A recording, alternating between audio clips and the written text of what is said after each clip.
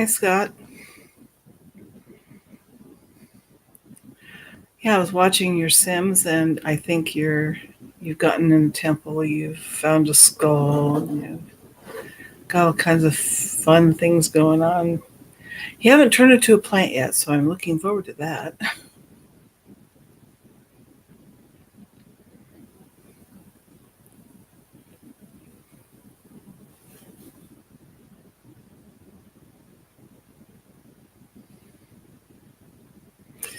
Um, we're going to be talking today.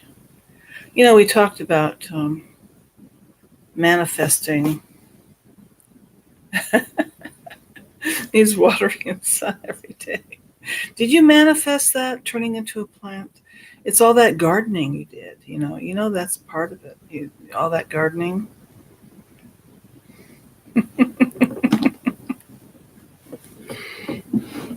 Move my camera a bit closer. I have to lean forward. Um,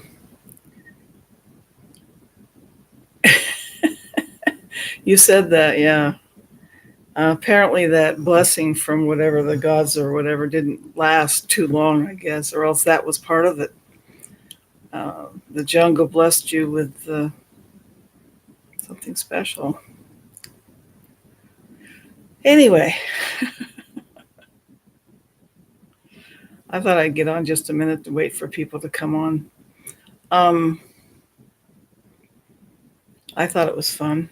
Watching that's a lot of fun. Watching your Sims adventures. I didn't really know how the game was played, and it's like if I had a little more time and not playing other things, I thought I might try this game sometime. It looks like a lot of fun.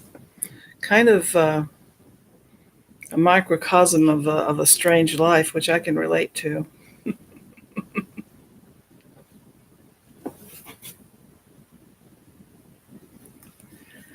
I only slept a few hours last night. I tell you, my sleep is all. Yeah, my sleep has been terrible since the uh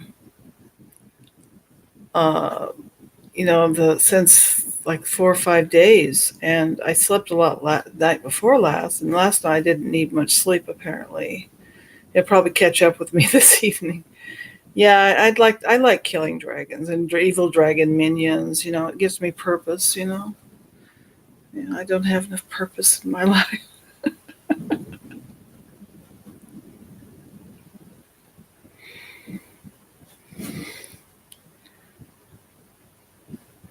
So you've had a baby, an half alien baby, and I haven't gotten to your Christmas celebration. Do they just arbitrarily have you celebrate Christmas now, or did you decide to do that? Yeah, the sleep 14 hours.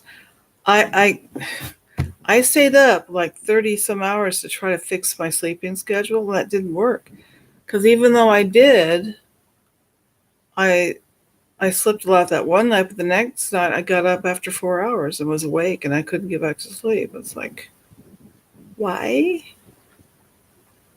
Hi, Voynich. How are you?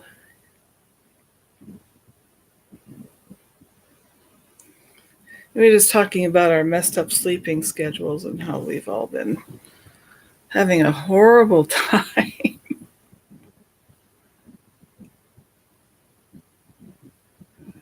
Oh well, the X was used to be a shorthand for Christ, so Xmas was not considered putting down Christmas at all. It's a very ancient, supposedly ancient way of writing it.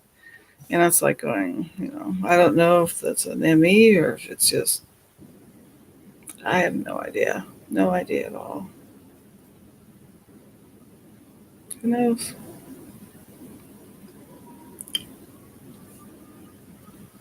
Yeah. Yeah, Balo.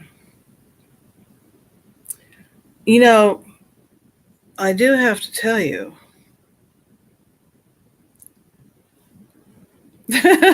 based on YouTube. Yeah, I wait, I wait for hangout calls, but now I set my phone so it will let me know there's a Hangout call, so I can still have it on a little bit.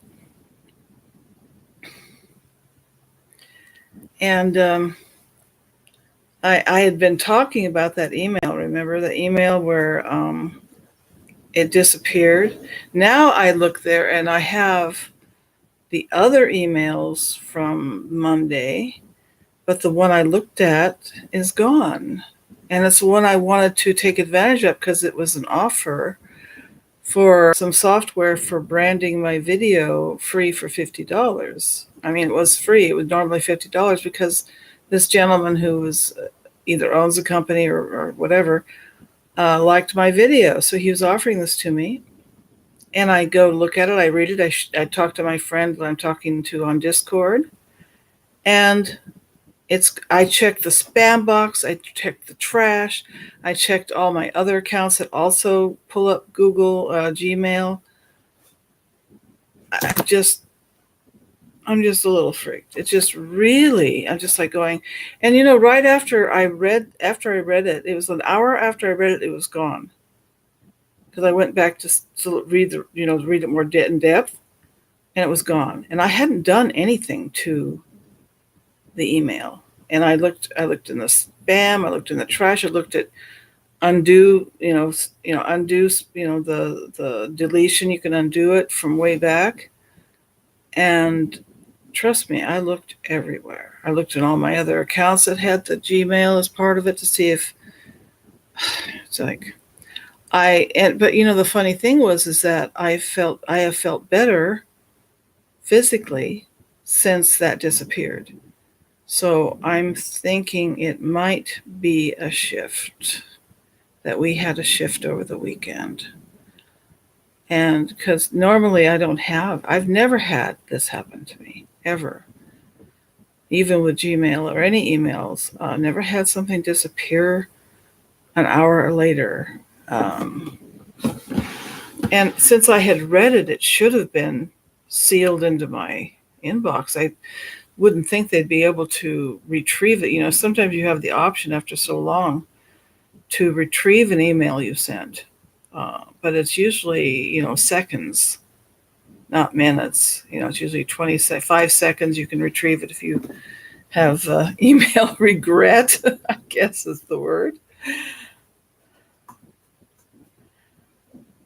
Well, maybe it was a fake one and the universe was saving me the trouble. I was going to investigate it. Bazooka. Isn't that the gum company, the bubble gum?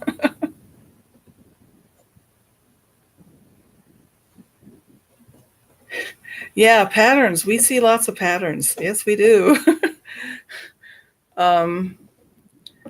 There's been some pretty strange, ever since I did this video on the flood, okay?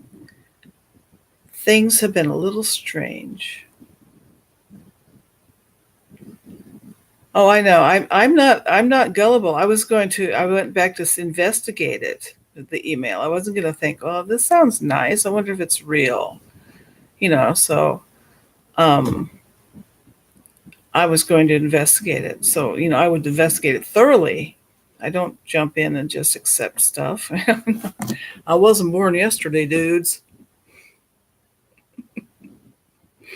I've been online since 98. Back in the Wild West days of the internet. Boy, it was too. It was unregulated. It was wild. Truly wild. And so I almost cut my teeth on the internet. I'm not quite like these kids these days, but I was there when it was starting to be really something. So, I'm not new at this. I even had my own website and everything. Anyway, since I did this video, some weird things have been going on. Synchronicities, just disturbing synchronicities happening. We're looking at a catastrophe in the past and having almost an identical one happen hours after I read it. That's weird. I mean, Some of you may be used to that, but I'm like going, okay. Today, though, on a happier note, I thought we'd talk about Florence Scovel Shinn. Now, you may have heard of her or not. I'm going to give you lots of PDF books of hers and YouTube videos of her books that you can watch on your own. But I just wanted to go over, I'm sure you all remember when The Secret came out and all that and what the bleep do you know? And it was a big deal. And The Secret, talked about manifesting, but really didn't tell you how, not really. And this woman, she was doing it before it was cool. She was an American artist and book illustrator who became a New Thought spiritual teacher and metaphysical writer in her middle years. In New Thought circles, she is best known for her first book, The Game of Life and How to Play It. She was born in 1871 and died in 1940. So, I mean, she's way before The Secret. And she has a book that I have that is, this one. The Game of Life, it's called The Writings of Florence Scovel Shinn, which includes The Game of Life, Your Word is Your Wand, The Power of Spoken Word, and The Secret Door of Success. And people would come to her for her to speak the words. Because sometimes if you don't speak the words, you can manifest, but generally speaking, you have to say it out loud. And certain conditions have to be present when you manifest. I know Scott Harrison talked about this, about how you can't have selfish energy attached to it. And 9 times out of 10, you will have things manifest because it is promoting the path you're supposed to take in life, your destiny, so to speak. Anything that is supposed to be good for you will come if you're open to it. Okay? So let me talk about the very first part.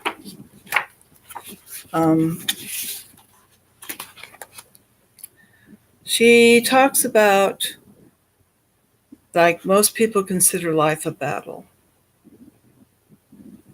And she says, but it's not a battle. It's a game. Now, where have you heard that life is a game? Yeah. It is a game, however, which cannot be played successfully without the knowledge of spiritual law. And she quotes the Old and New Testament as give the rules of the game with wonderful clearness. And she may be right. There's a lot of wise things, at least back in her day, that were in the Bible. I'm not real sure about now, but I guess most of it. And she says Jesus Christ taught that the great game of giving and receiving, whatsoever a man soweth, that shall he also reap. And we've all heard that. And this means that whatever a man sends out in word or deed will return to him. What he gives, he will receive. And I think this is a general thing that we see, people manifesting positive or negative. And it's mostly about their attitudes and views in the world, more than, speaking the word. It has to do with the energy they carry with themselves. I guess if that makes any sense to any of you. So basically, she says you have to be willing to give and receive. You have to be living that way in your life. Being willing to help, but also being willing to accept. Does that make any sense? I thought it did. And she talks about the Greeks said, know thyself. And there's 3 departments of the mind: the subconscious, the conscious, and the superconscious. Now, I'm not sure if that is still what they call them. I wouldn't be surprised there's other levels of the mind that they have discovered. Uh,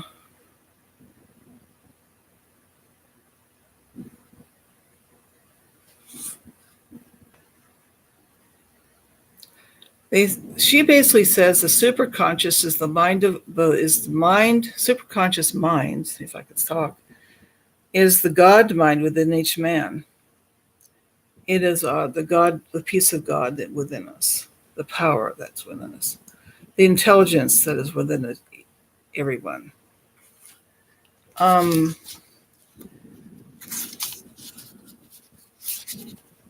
That's basically it in that part. And the next part is about, she has several steps. The next step is the law of prosperity.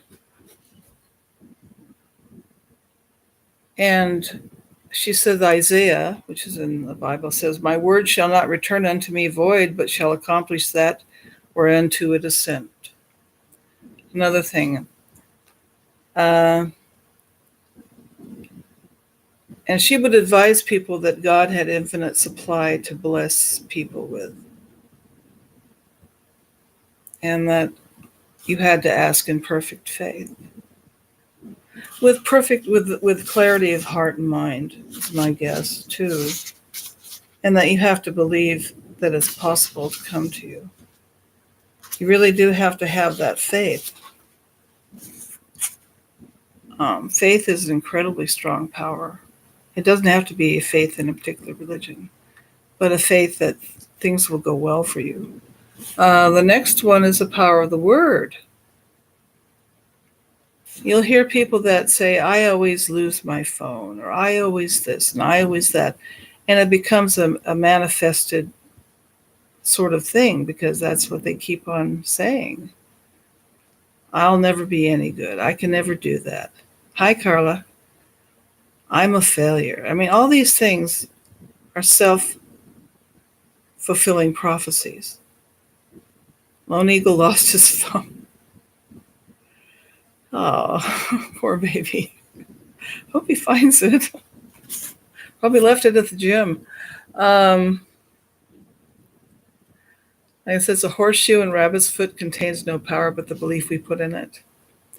People will. It's kind of like that rock. A certain person we had whose parent told them that it was a magic rock, and he was able to have it snow.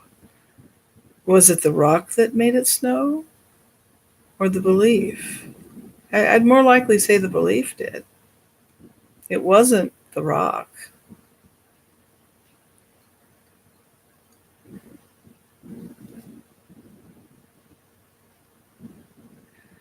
I was with a friend, she says, one day who was in a deep despair. In crossing the street, she picked up a horseshoe. Immediately, she was filled with joy and hope. She said God had sent her the horseshoe in order to keep up her courage.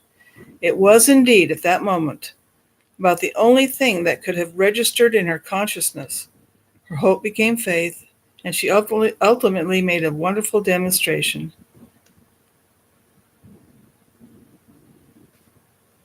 So she saw power. She saw meaning and power in the horseshoe. It's like our attitude about the world we live in. If we see it as our enemy, it will be. And if we treat it like out there is a terrible place to go, it will be. If you think the people are terrible, you'll run into them. I'm sorry, but that's kind of how it works, unfortunately.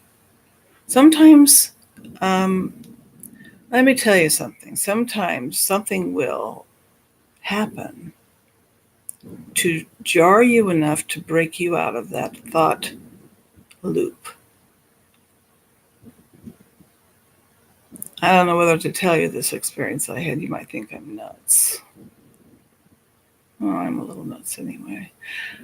So, let me tell you, I used to meditate quite a lot, and I'd have visionary things when I meditated. Well, one time, I had a vision that was when I was awake. Hi, Maria. I had a vision when I was awake. Never had this before or since. And I was standing next to my bed, and I could see this oily looking black garbage can or garbage bag looking thing floating just above me. And I mean, I don't know. It was very strange feeling. And, I've never had, usually my visions are when I'm meditating, which are like lucid dream kind of things. But I was awake and I'm grasping at this oily, writhing black thing, trying to grab it. And I don't know why I was trying to grab it. It didn't look like a spiritual thing. It actually looked like a garbage bag in the sky or right above me in my bedroom. And I kept grabbing at it, and little pieces would come off and disappear. And I'd grab it, and then it was gone. And then a voice in my head said, "These are your fears."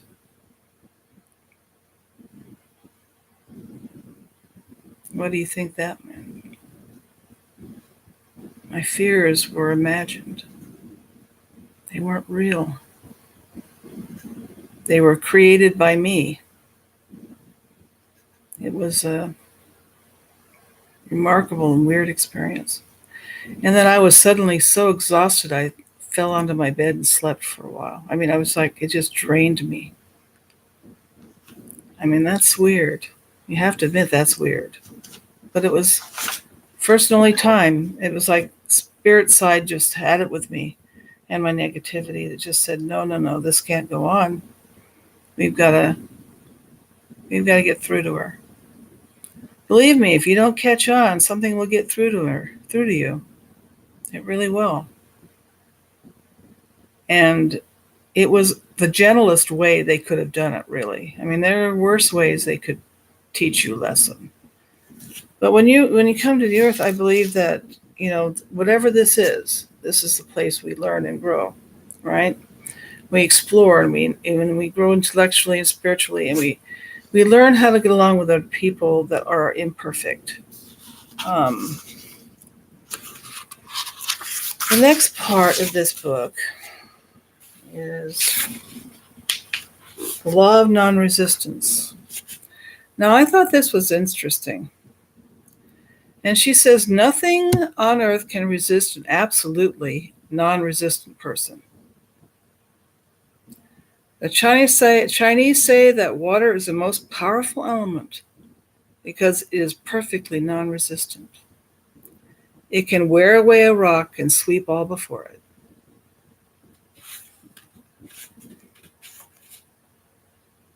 My fears, I learned to conquer most of them.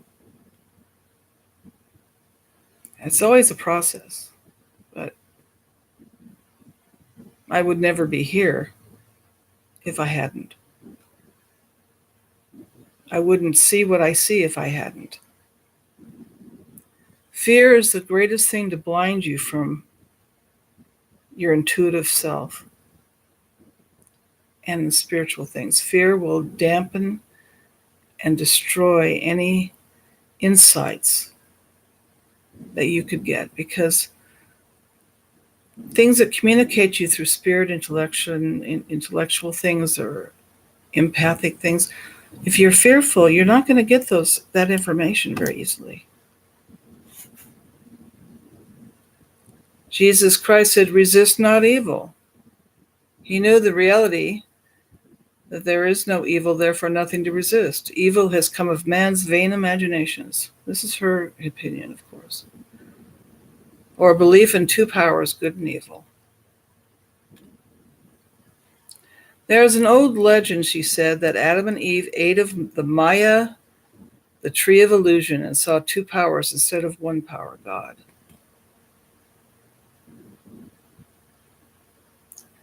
Therefore, evil is a false law that has made for himself through psychoma or soul sleep.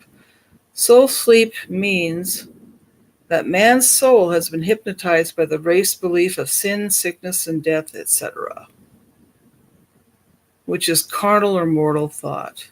You could put in ego there too.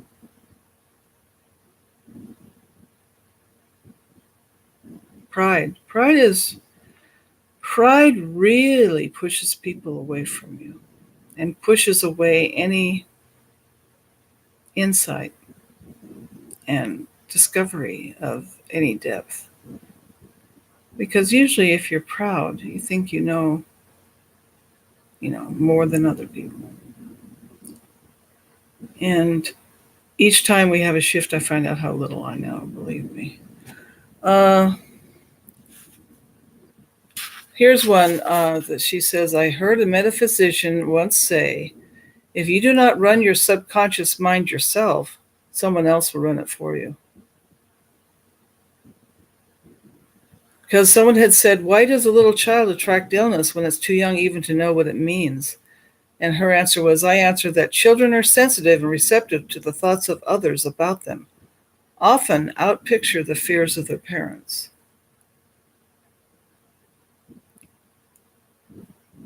For example, a friend asked a woman if her little girl had had the measles, and she replied promptly, not yet. Really? In other words, in a bigger look of this, if we don't take control of our thoughts and our actions and our beliefs and our intuition and own them and respect them, the world will take over our thoughts and our intuition and tell us what we're supposed to think and see and feel, which is a little scary. But I think we can see that this happens, that people are so mesmerized by the world that they can't see anything else.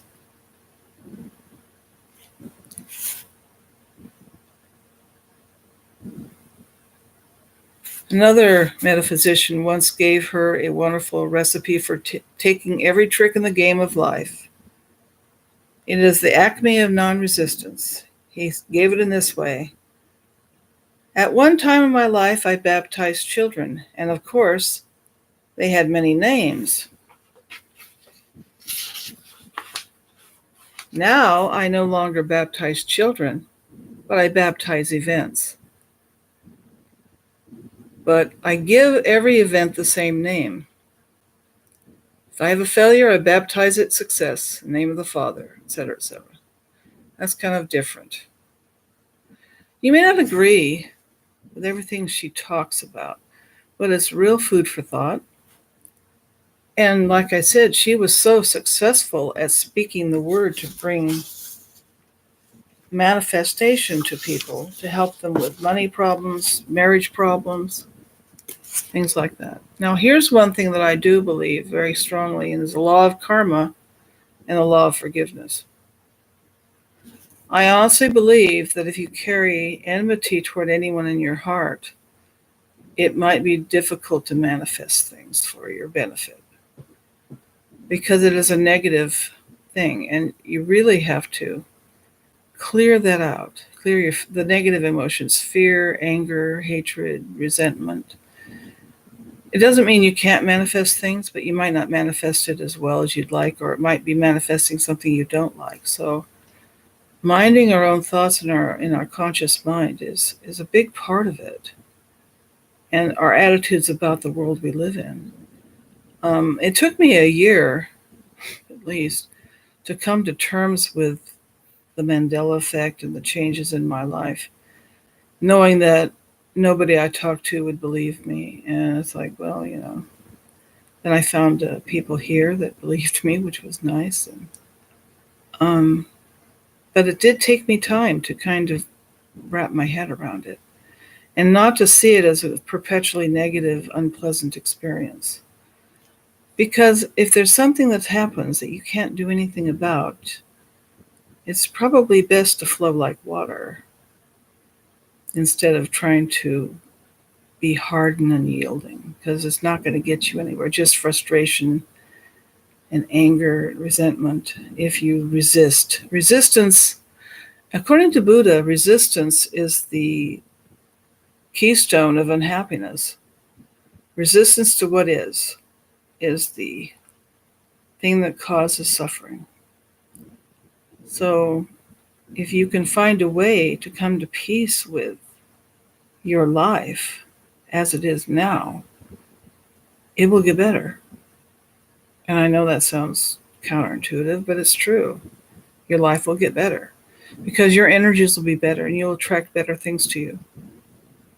And you'll have more opportunities come to you as well. You can believe me or not, but it will. And the law of karma and forgiveness, you have to realize what you send out, you get back. So try not to create, too much negative stuff in your life. I mean, it's hard not to, some. I mean, there's some stuff in this world that's really hard. And it's not like we get a lot of nurturing through it either. Most of us, have to tackle a lot of this stuff by ourselves. And that's why we have these groups online. It helps us. We don't feel quite so alone. We have kind of a family, in a way, which is kind of nice. And the next part is casting the burden. Now, there's a lot of spiritual thought that goes into let go and let God kind of thing. That you cast the burden, it's gone. Not for me.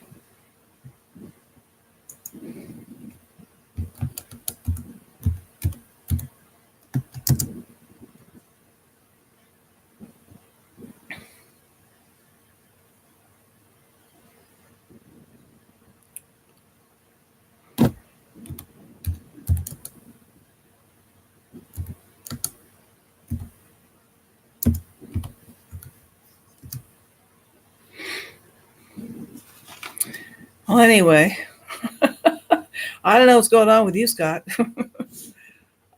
Basically, casting the burden, it's a let go and let God kind of thing. Just saying, it's kind of a trusting in the universe, in the Creator, in God, in whatever it is you believe. That this trust has to be deeply embedded in your heart. You have to trust that you let it go and don't worry it. You will find it manifest if it's for your benefit. If it's something that not for your benefit and you want it, I'm not sure you're going to get it. But if it's a heartfelt, honest, and sincere desire and you speak the words, that might work. It very likely work. And you have to have kind of that faith that, well, I cast the burden to the universe and ask for what I need, and I just hope it works. And then you don't worry it. You don't worry. You don't go around where I wonder if I'm going to get that. I wonder if that just negates it all. Don't worry about all this stuff. You just let go and go on with your life and just have that contented acceptance that it's going to work. That's a big part of it. Just, say, I sure hope that works. And then go on with your life. Yeah. I did want to say, I'm going to put up links to The Game of Life and How to Play It by Florence. Oops, that's not what I wanted. That she has websites and there's audiobooks and there's PDFs free. I'll just tell you some of the names of her books. The one I have has 4 in 1, but the ones that aren't in that book is The Power of the Spoken. No, that one's in there. Okay, so which one? I guess maybe they're all in the book I have.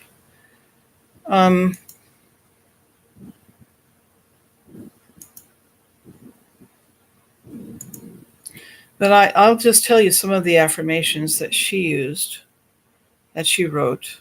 Uh, um, Happiness, how about that? She would say, "My endless good now comes to me in endless ways." Now, some of these you can say every day.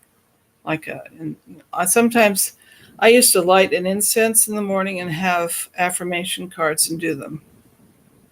I should do that again. It really helped. It helps your attitude for the day. It really does. Along with your tea. Mm, Yorkshire tea. Um, I have a wonderful joy in a wonderful way, and my wonderful joy has come to stay. That's kind of fun. Happy surprises come to me each day. I look with wonder at that which is before me. Um, I am harmonious, happy, radiant, detached from tyranny of fear. I mean, this is back a long time ago. She died in 1940. This isn't New Age stuff. This comes out of the spiritual enlightenment of the 1890s, I would say. 1870s, after the Civil War, when there was a resurgence of spiritual exploration.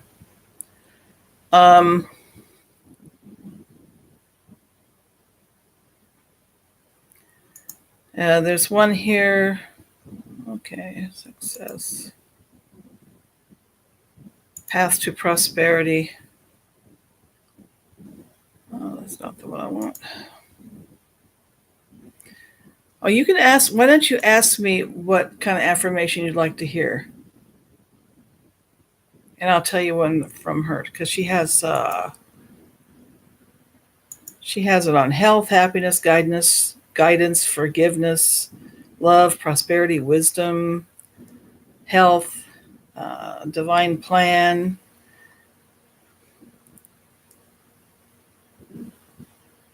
What I like is the Christ in me is risen. I now fulfill my destiny. She believed in the Christ, the Christ power self and within us, the Christ within us, that power. I like this one. Endless good now comes to me in endless ways. That's a nice one. I like that one. Forgiveness. Okay. Forgiveness. I forgive everyone and everyone forgives me. The gates swing open for my good.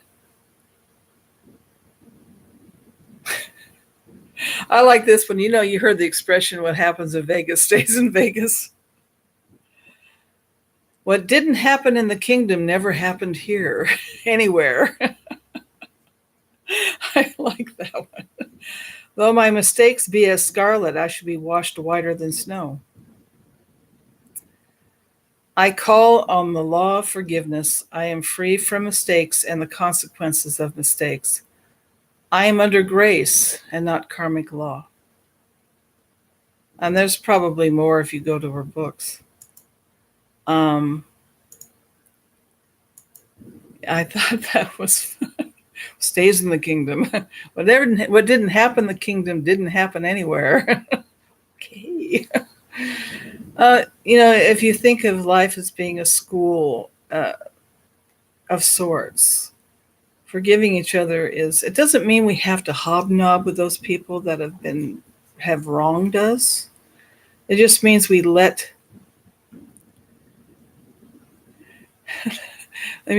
make one for me. Want me to make one for you? I would say let forgiveness be the beacon I see life with.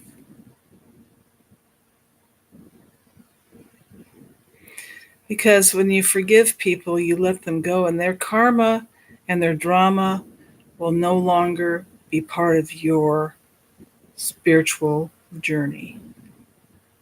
It doesn't mean you have to like them. You just have to acknowledge that they're one of God's children too, and they're entitled to mistakes, but you don't have to be part of their life. And that's hard if they're people that are members of your family, because it's kind of hard to get away from some of them. But you have to find a way to detach from their drama and their life lessons that they're trying to learn, that they're not learning as quickly as you wish they would. And you'd be surprised, just some of the changes are just a shift away. If you'd like to see it that way. Anyway, I hope this gives you an idea of what sort of things are in this book. And the next part talks about intuition. Now, we've talked about intuition regarding all kinds of things here. And I think that's one of the gifts that we develop when we're shifting a lot. And also, I think just as humanity moves forward, more and more people are becoming intuitive and aware and are starting to look at things as more than just the physical world we live in, that there's more to it, that we are greater than the sum of our parts, and that we're greater together than apart when we work for common goals. And although the world does its best to tear us apart and keep us from getting along, we have to see the machinations of the world as being false, that they're not real. The only thing real is our consciousness and our relationships. Everything else is a game. And you can learn to play the game like this lady did, by countering the negativity in it. Hi, Tammy. How are you?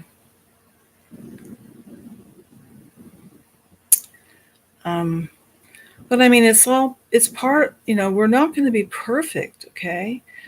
And it may take you a while to get the knack of how to manifest things. But you can. And I'm going to give it, when I publish this, I'm going to put down the YouTube audiobooks, and I figure that I speak typese, and I type it too. Yeah, don't worry, Tammy.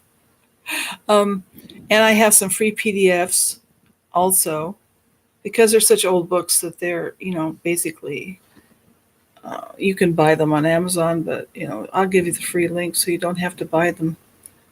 And I think you'll gain a lot of insight. You don't have to agree with everything she says or why she says it, but she's got some pearls in there of insight that I wouldn't have had if I hadn't read her book quite a while ago.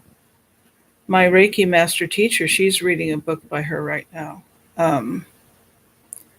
Because I think if there's one thing that's really hard to do, is to not to slide into negativity. It's so hard.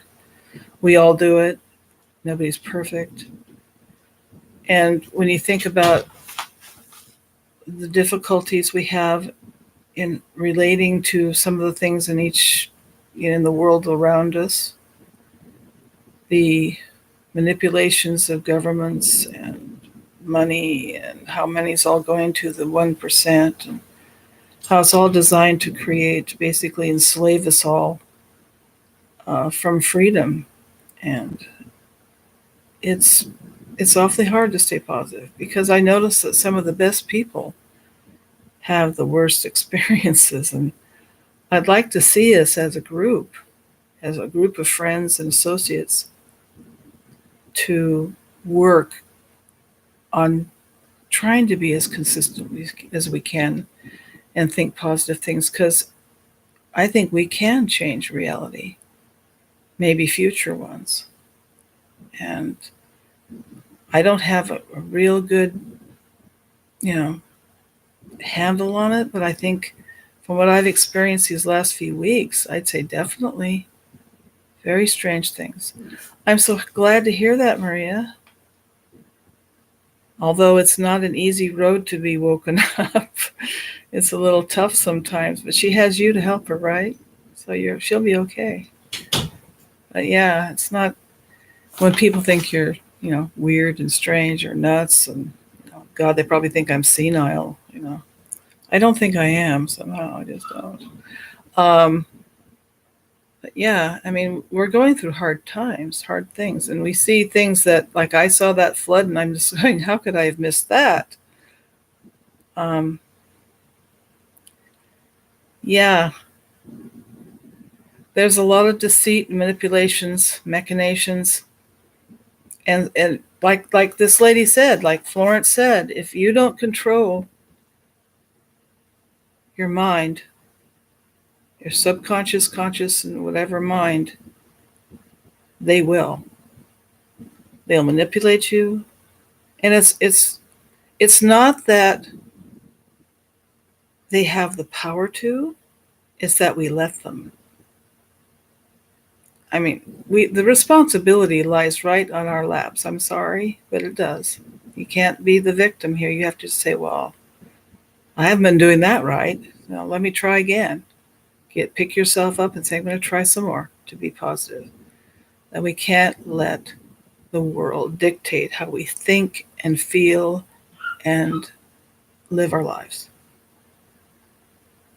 We just have to be rebels, I guess.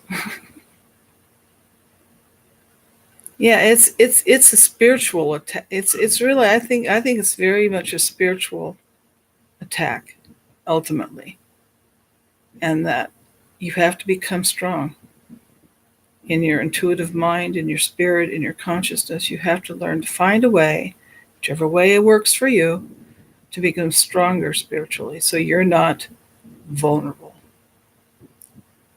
Controlling our thoughts and not letting them manipulate us is a big part of that. Well, I certainly hope that's not true, but it could be, Voynich. I have no idea. I just know that it seems that something's always ready to slip you up. I don't have enough subs to do Super Chat.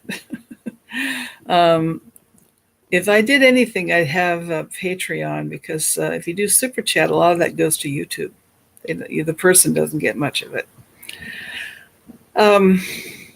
So here we have, all these forces working on us. And this is probably why we have these periods where we're depressed and feel hopeless and stuff, because it's really takes a lot of energy out of you to fight this stuff all the time.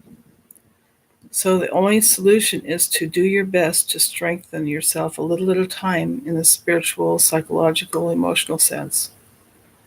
And trying to be more positive is tremendously, it's like the armor of God. It really is. When you realize, one of the things, you count your blessings. Count your blessings every day. That is like the armor of God on you. It really is. It will keep some negativity from getting to you, because you stop yourself from falling into that hole that's so easy to fall into. That I have. I mean, I'll be honest, it's like when you start thinking bad of yourself, you start thinking bad of other people. It's a slippery slope down to where. It really is. And it's not hell in the typical sense. It's your personal hell that you can fall into.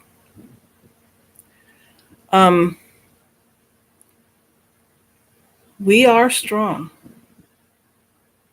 and that's why we can see what we see. So give yourself a pat on the back for that. Okay. Hi, Raleigh. How are you?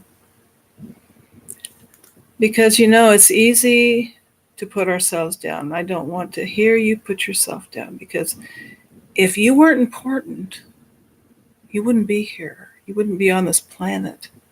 You wouldn't be aware if you weren't important. And we're so important in some ways that we get a lot of negativity targeted at us. You do? You see a new effect? What is it, Raleigh?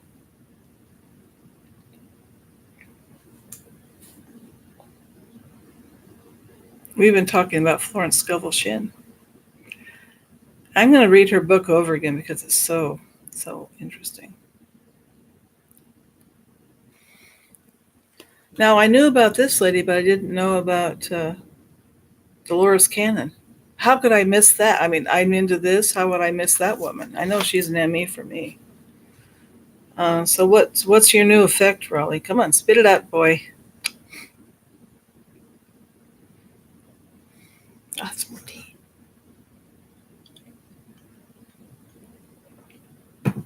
Unimundi's talking about the simulated reality coloring stuff. Yep, yep. He's a sweetie, isn't he? I always go over and see what he's up to. Very gentle person. And by the way, Florence Scovel Shinn, she was a woman who she died in 1940. She born in 1870. What's the second? 1871, and she was doing manifesting affirmations before The Secret came out, way before the New Age. She was a product of the spiritual enlightenment of the 1860s, 70s era, 1880s area. Soylent Green, oh, that's a great movie. It is so. It's one of those cheesy movies, but it's great anyway. Okay. Um, if you haven't watched Soylent Green, Charlton Heston, who was a tremendous overactor, horribly overactor. You see him in the Ten Commandments. That is so much overacting, and it's like I laugh through it now. It's like, you know, trust me, it's horrible. And I got ink on myself, I think, apparently. But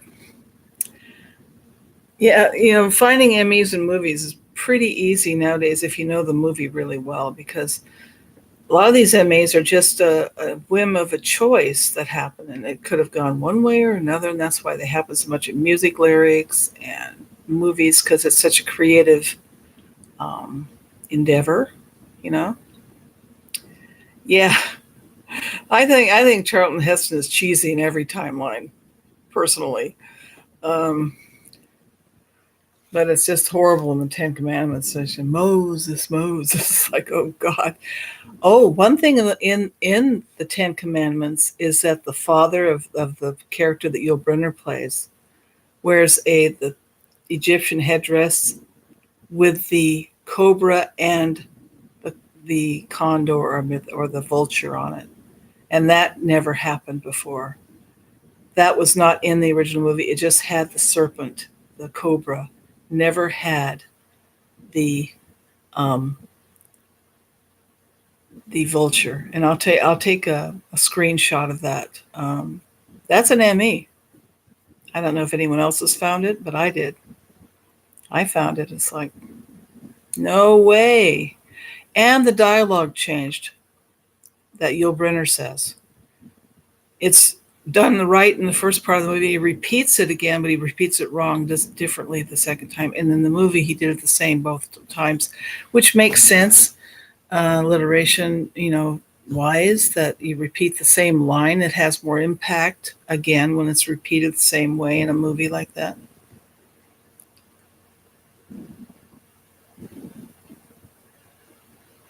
So when Chuck Heston, I like that, with Edward G. Robinson, who was great. He was the only thing good in that movie. He was so good. At his home, he has a book, an ocean study, that says the ocean is dead. The book says 215 to 219, 2019. But I recall the book only said 2016. Yeah, you won't notice some of these Emmys if you're not familiar with it. That's why that's interesting, Raleigh. That's a whim. That's something that they did at the, just well, should we put this on? Oh, we'll put this on there, and then another timeline they put the other one on. So, yeah, that's very typical of the kind of things that you see in movies. That's why with where Emmys are concerned, go in an area that you're knowledgeable in, that you would see the changes. I mean, there's some things, I understand the physiological changes and that sort of thing because I've studied it, and certain other kinds of changes.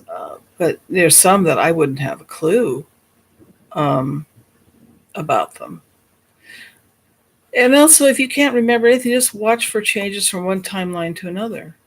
And that seems to be very much indicated. Well, yeah, I don't do anything but the truth. I just don't have that kind of memory to remember all those lies. I can that would be too negative and stressful. I'll be honest with you. Wow, isn't it interesting the years that they talk about? That's the years supposedly that the ocean is starting to have problems, and they're telling us about the oceans are suffering because of the the pH changing in the ocean, and which is causing various problems. So that's kind of interesting that they picked those years. It's almost you know weird. Anyway,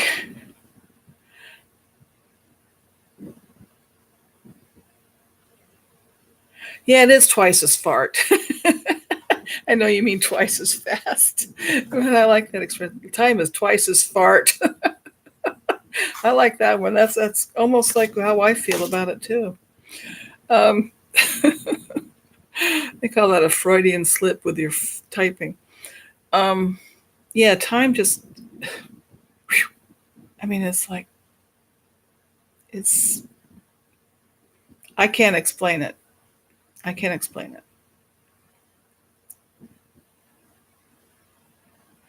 Well, there are some theories that we are dying, and that's what makes shift. I'm not sure if maybe that's what started our shifting, or they're just some of us that have always shifted. I don't know. Anyone who says they think they know all the answers are full of baloney. They really are, because we don't know. There's a lot of theories, and you just have to look and see, does that make sense to you? And be ready to change it if more information comes to light. Well, Voynich, what did we talk about?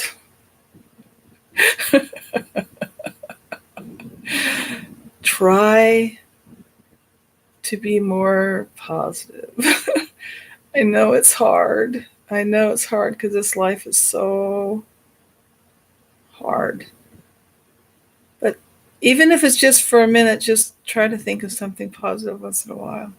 You'll get used to it. It's like a habit. It really is. How we think and stuff are habits. And the more we try to better them, the better they get.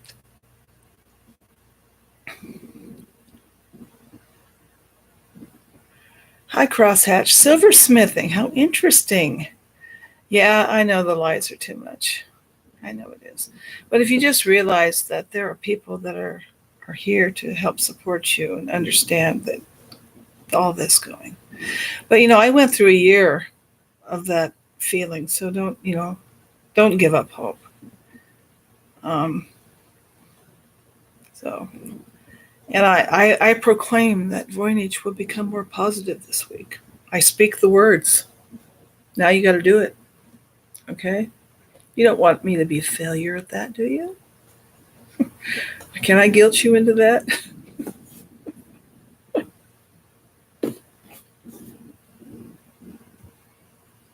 Richard Hall.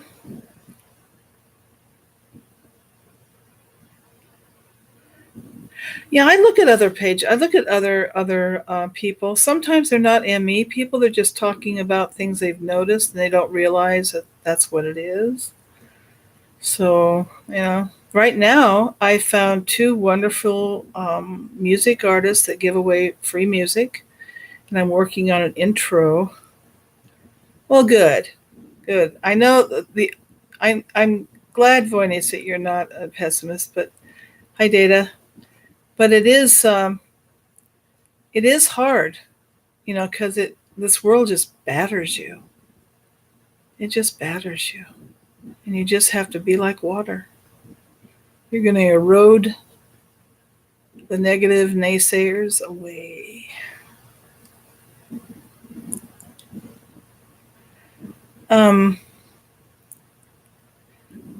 Yeah, the ME has been going on. It may have been going on from day one, for all we know. And that would explain why civilizations have come and gone that we have no record of. We don't know anything about them. And that might be why, because there was shifting going on and they were forgotten.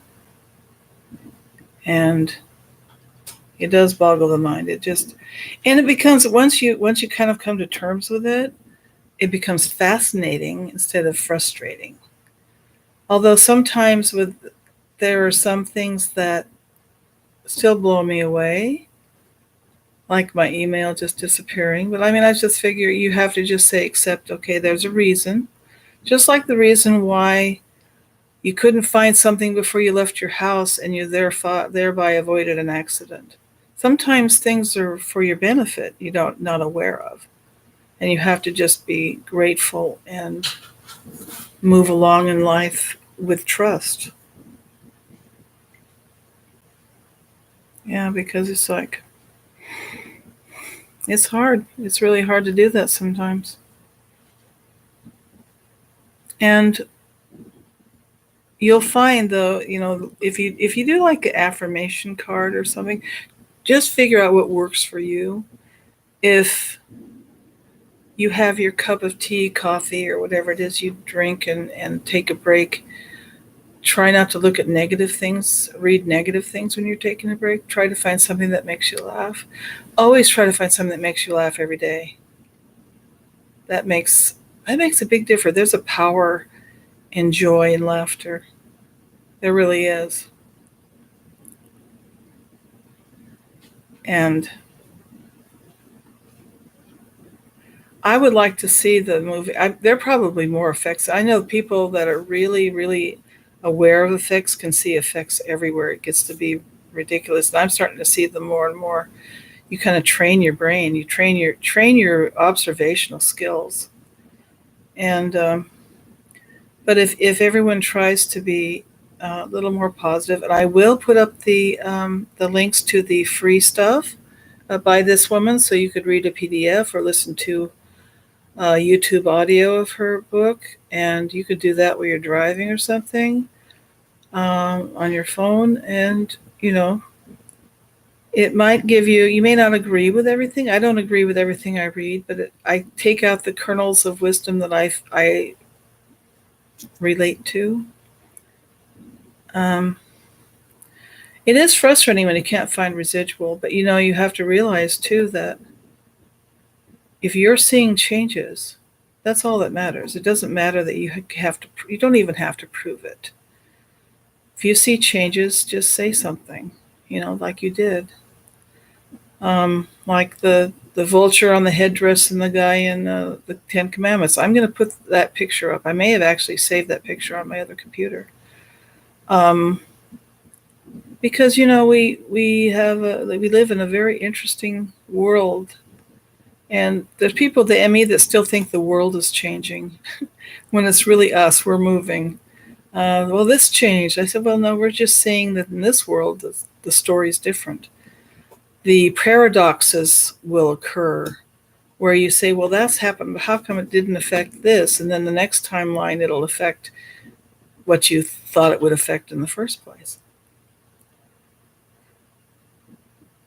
You were hypnotized at 4.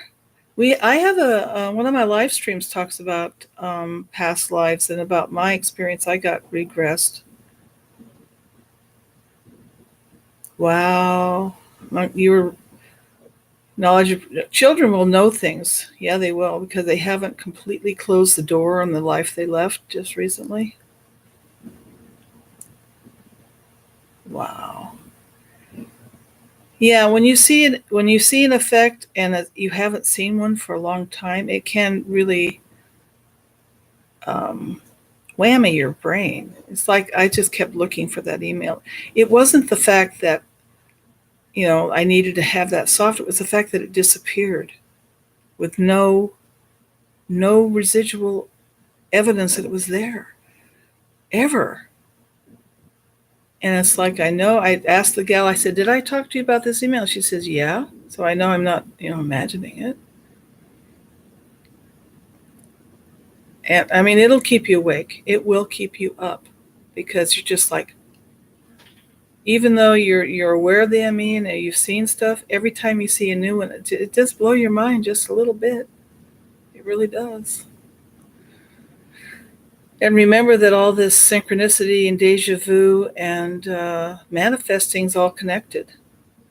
It's connected to our subconscious powers and perceptions. They're all connected. So when you talk about a catastrophic event in a certain place, and then another catastrophic event of the same kind, but maybe not as severe, happens in the very same place, hours after you talk about it, I'm sorry, that's freaky. That is freaky. And it's not unusual for us who are talking in a hangouts to talk about something, and all of a sudden people in other places in the ME community are talking about it too. And we thought, well, maybe somebody's listening in. It's almost like that, like someone's got a bug on us or something. When it's actually, we're so connected that we're picking up things from each other. It doesn't mean necessarily that there's anything nefarious going on. We're very connected. People who are shifting are connected. We may not be from the same place, but we're all together now. And we may shift at different times, but generally speaking, we shift kind of the same time, most of us. Maybe a day or two difference, but it happens.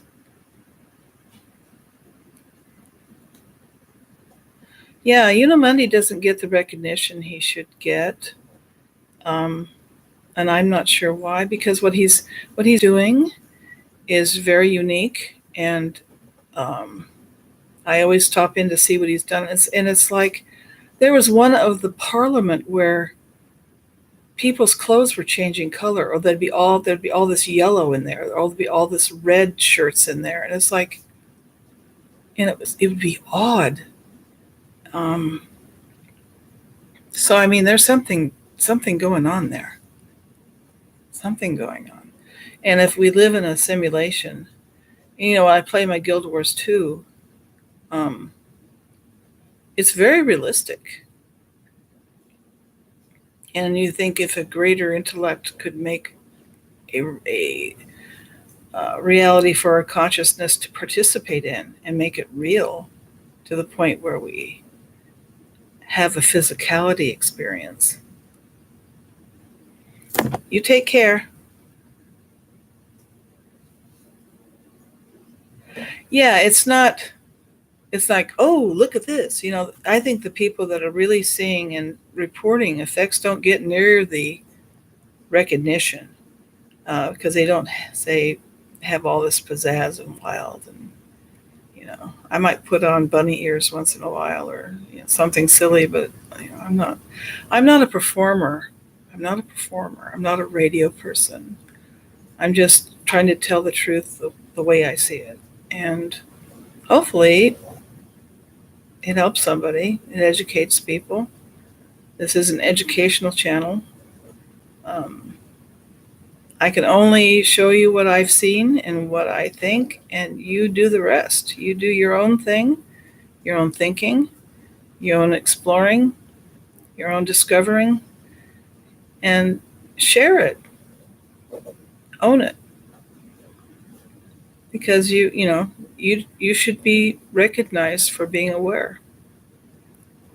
Yeah, he's really, I think he's a really special person, and I know that his audience just declined when he started doing this color matrix stuff, and it's like, why?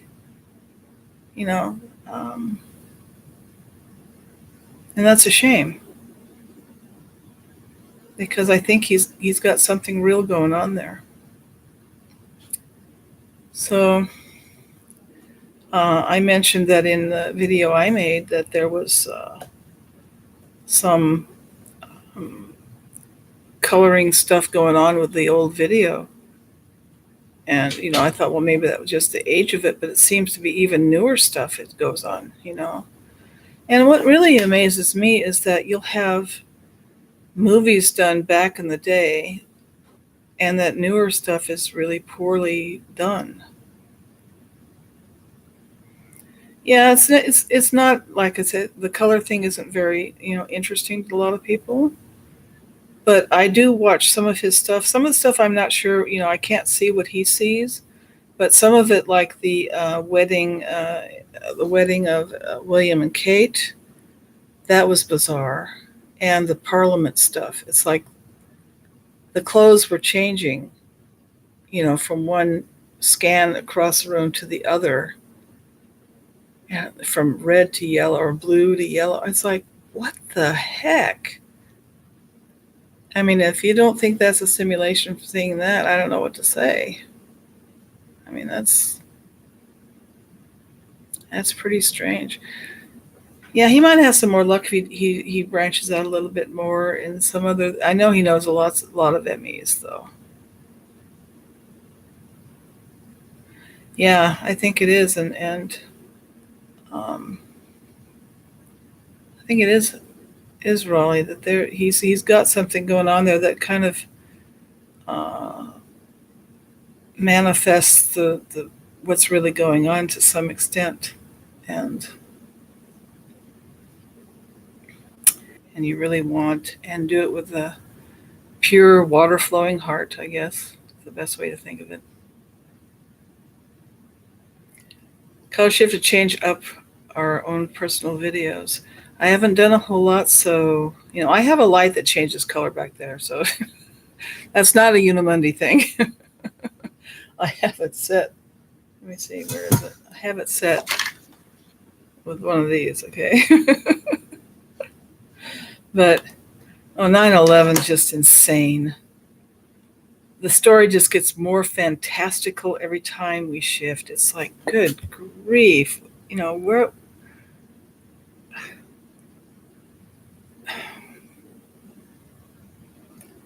Yeah, and poor Lady Liberty keeps getting fatter and then thinner and fatter. She's either busty and looks pregnant or she doesn't. In my timeline, only 2 buildings came down, not anymore. And now the whole place looks like it was bombed from above. It really does. Yeah, yeah. And the plane crashing into the Empire State Building didn't happen in my timeline either. I never heard of that until a few years ago. Oh, there you go. Yeah, yeah. When those pyramids changed position, that the big one was now in the middle instead of on the left, and the little pyramids, the necropolis didn't exist. I'm just going, what the hey? And if you look, I don't know if I should say this or put it in a video. Just look at the artifacts that are available now online about with Egypt from Egypt. It's outrageous. Things I've never seen before. And I'm a documentary junkie, you know that, right? I really am. You actually got to go there sometime, Raleigh? How lucky for you. How lucky for you. I'm so jealous. If I was a jealous kind of person, I'd be jealous. Let's put it that way. That's awesome. I'm so glad you're able to do that. I also know somebody who went there. Well, he passed a few years ago.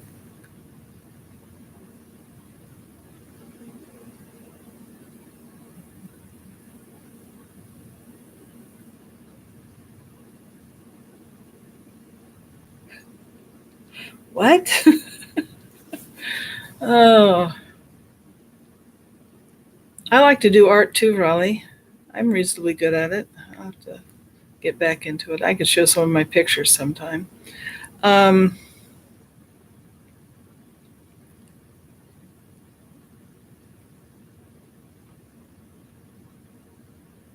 so you really have a little more insight in how things are built than I would assume, and proportions and things like that.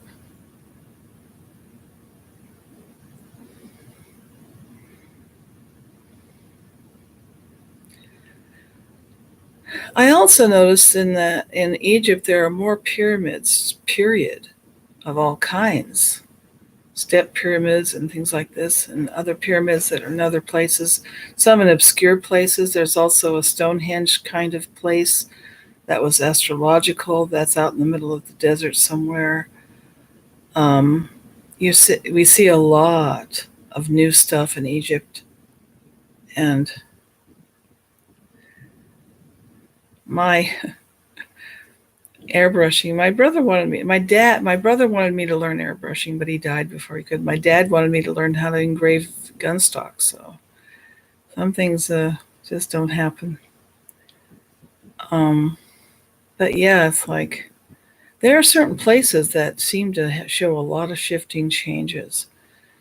And Egypt is one, the Eiffel Tower is one, the body, movies, lyrics. Um,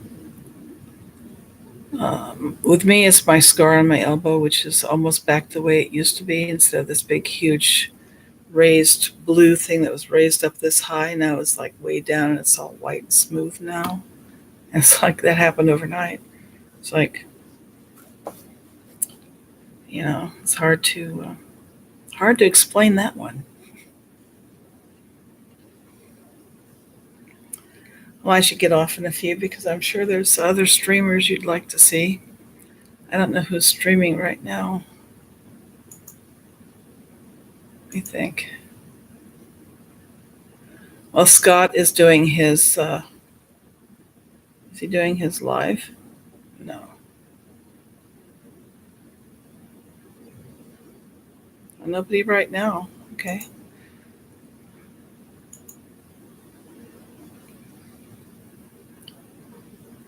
Nice. Nice crosshatch.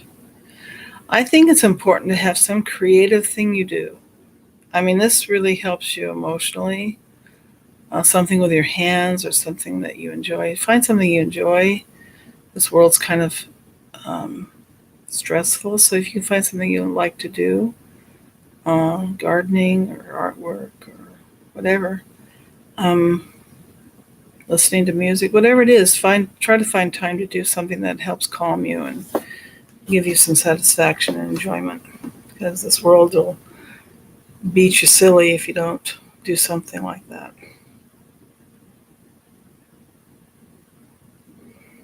I'm just waiting for Raleigh to come back. Then I'm going to say goodnight. Anybody have any questions about the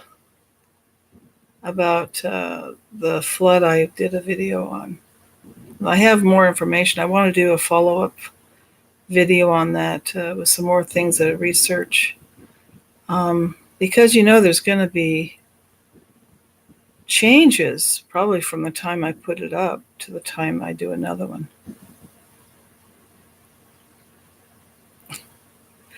Well, anybody who subs me, I am so grateful. Thank you if you do. You're not required. You can come anyway, but I appreciate it when you do that. Uh, so do you put your work out cross-hatched? Can we see what you do?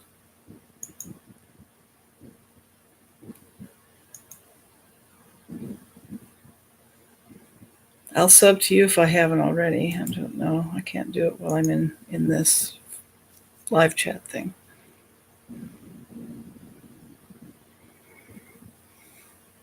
If you do something, be proud of what you do. Share it. Share it with the world. There'll always be haters and people that are negative, but you just ignore them. They're just unhappy people. That's generally speaking what you find the negative. People that are just unnecessarily negative is that they're just unhappy. They're in pain or they got something they're dealing with. Most people aren't automatically negative. They have something going on.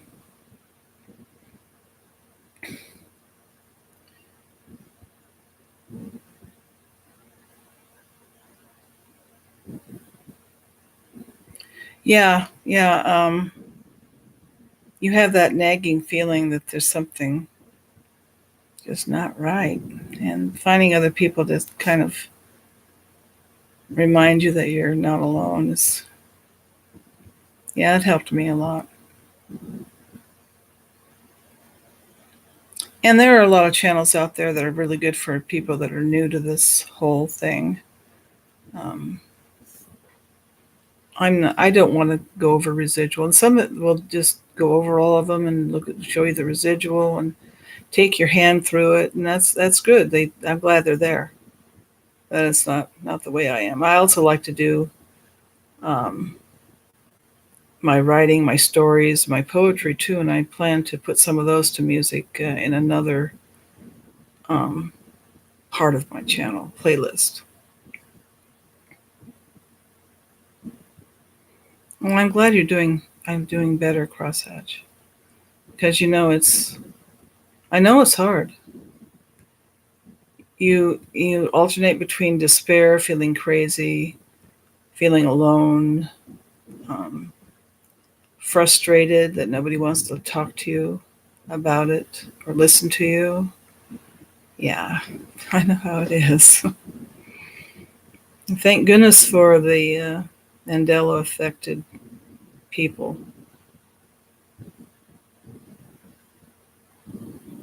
Oh, nice. A lot of people suffer from varying degrees of PTSD. Even I had it from being abused by my husband.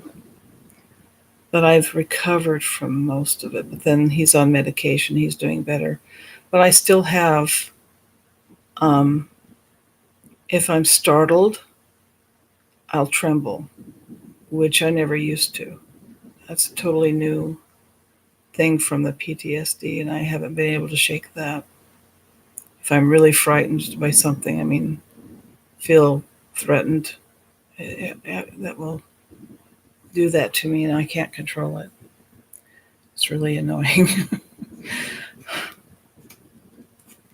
But you all take care. I hope that Raleigh comes back. Is it Ray's Chippy? No, that's in Manchester. Never mind. Well, that's awesome. Well, you should be very proud of that. Very proud.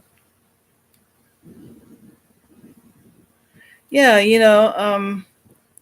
just telling people about your accomplishments isn't bragging. It's just owning it and recognizing that you are of value and have something to contribute to the world. And that's a good thing. You should never be ashamed of your abilities and accomplishments. Yeah, but you found things to do. You know, I'm sure it took a long time to recover from that.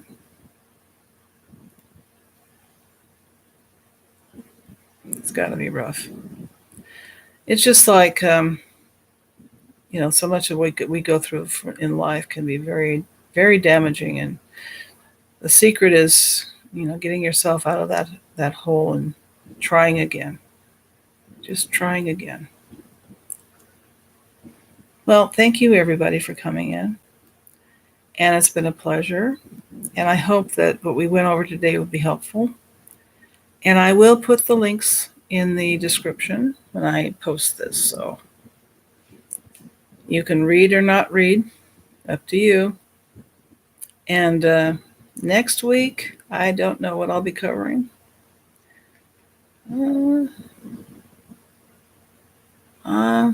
Maybe something's a little scary. I think you guys need a scare, don't you? Yeah. You take care. May all your good things and good thoughts bring you good results. Goodbye, everybody.